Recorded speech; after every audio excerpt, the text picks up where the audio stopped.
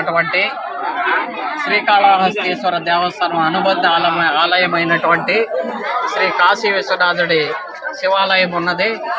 అయితే నిత్యం ఇక్కడ గ్రామ ప్రజలే పూజా కార్యక్రమాలు చేస్తుండేవారు.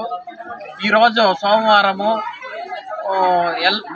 మామూలుగానే అభిషేకం చేసి అలంకరణ చేసి పూజ చేసుకొని పూజారి వెళ్ళిపోయినాడు.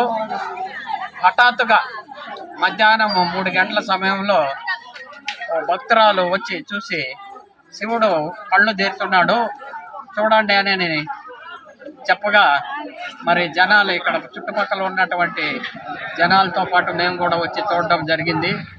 మరి శివుడు ఈరోజు సోమవారము, అది కూడా ఆశీర్వాదం లాక్కనే మేము కూడా అనుకొని చూసిన భక్తులందరూ కూడా ఎంతో సంతోషంతో భక్తి శ్రద్ధలతో మరి దేవుడికి పూజలు చేసుకొని వెళ్తున్నారు.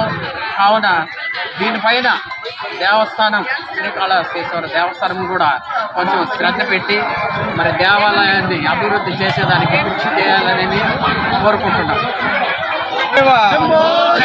హర హర మహాదేవ, హర హర మహాదేవ.